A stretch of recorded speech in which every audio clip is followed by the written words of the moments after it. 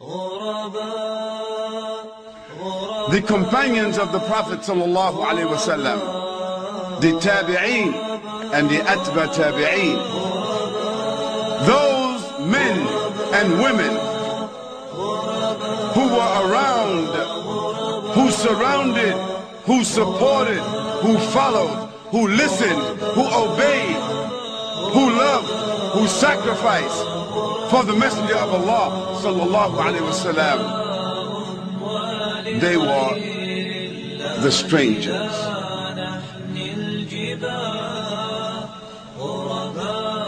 So the Prophet sallallahu alaihi wasallam, he said, this religion, it began as a stranger. سيعود لغريبا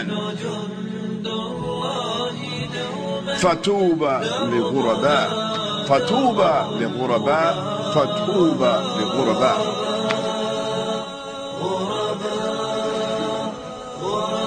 The Messenger of Allah sallallahu alaihi wasallam, he said, this religion, this deen, in the beginning it came as a stranger,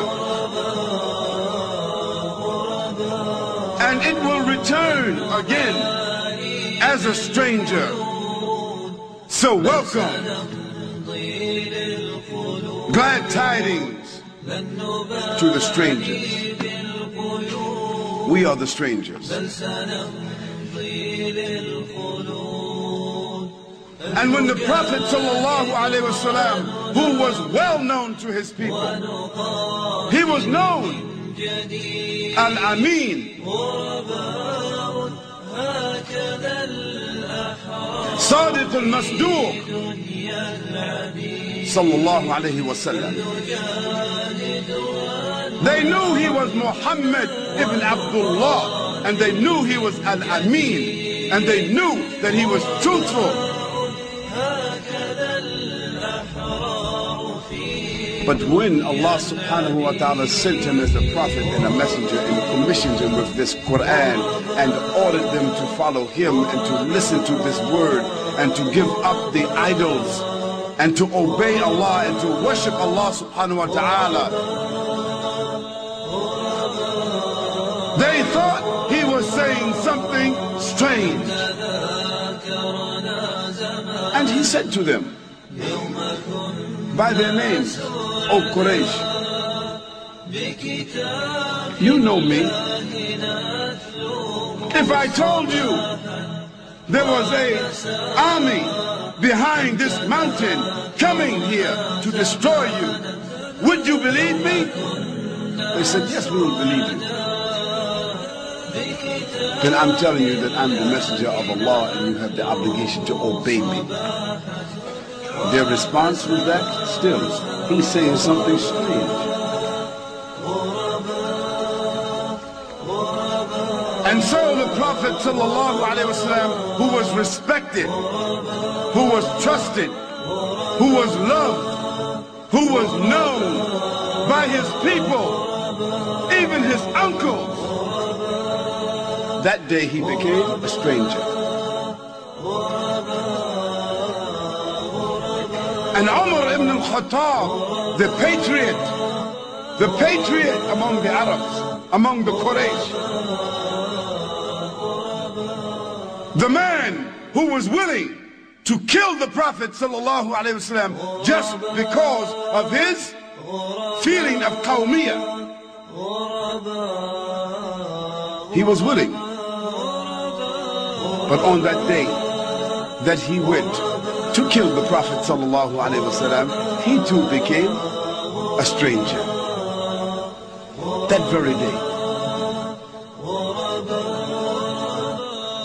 I work holidays, I work Saturday, I work Sunday, I work double shift, I work any time. But Jum'ah, Allah's time. See you. They said, what happened to Muhammad? A couple of months later, Muhammad, he got the full beard. Now Muhammad got a lihya. I said, Muhammad, what happened to you? You're looking like Osama bin Laden. You're looking like these Qaeda guys. He what's going on with you, Muhammad? You could become extremist. Muhammad said, no, I did not become extremist, and I don't belong to any group like that. This is the sunnah of the Prophet sallallahu alaihi wasallam. And if you don't like it, I don't care. We must be willing to be strangers. And when we become strangers, it's going to affect our livelihood. It will cause people to misunderstand you. It will make you sometimes even doubt yourself. Why I lose my friends? How come my wife, she want a divorce? Because she telling me I'm becoming extreme. Or in the case of the sister, she doesn't cover herself. She's wearing lipstick in the street. She's putting perfume on. She's working among the kuffar. And her husband is like her. And one day she wake up and she puts on niqab. And she puts her full clothes on. No more lipstick. No more perfume. She doesn't talk to the men. She's not working anymore because she understands to keep her haya, to keep herself. She stays home and takes care of her home, and her husband says, what's happened to you? She says, yesterday I read an ayah in the Quran. I read the hadith from the Prophet ﷺ, and it made me cry to think about my religion, and I'm not doing that no more. And so he said, then I don't want you. You have become extreme.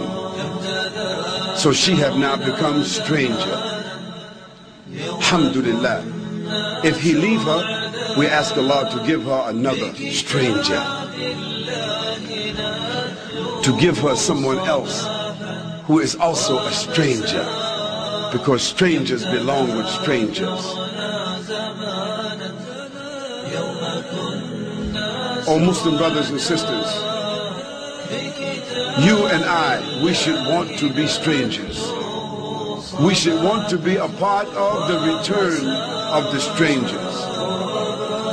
And we should realize that no matter what the non-Muslims do, no matter what they try to do to blow out and extinguish the light of Allah subhanahu wa ta'ala by blowing with their mouths, meaning their television, their cinema, their newspapers, their books, their radio, whatever they do against Islam, the lies, the distortion, the misconception, whatever they do to try to wipe out Islam, they will never wipe Islam out, because Allah, yutimmu nurihi walau kariha al-kafirun.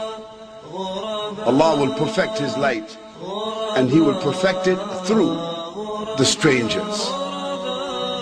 We ask Allah subhanahu wa ta'ala that He make you and I of the strangers. We ask Allah subhanahu wa ta'ala that He give our sons and daughters love for the strangers. We ask Allah subhanahu wa ta'ala that our sons and daughters who have taken off their clothes and out in the Jahiliyyah world, who are selling drugs, who are in the clubs, who have went astray, we ask Allah they will come back to become strangers. We ask Allah subhanahu wa ta'ala that the Muslims who is in this masjid this evening, the men who are here in this masjid, that they will come back to this masjid, not tomorrow evening, but in the morning for the Fajr prayer, so they can pray with the strangers. Because when the Muslims in Palestine, when the Muslims in Afghanistan, when the Muslims in Somalia, when the Muslims in Shishan, when the Muslims in Egypt, when the Muslims in Morocco, when the Muslims in Algeria, when the Muslims wherever they are, when they come out and begin to pray in the masjid as strangers, then Allah will give their earth back to them, their irq back to them, their quwwah back to them, because Islam then will be back.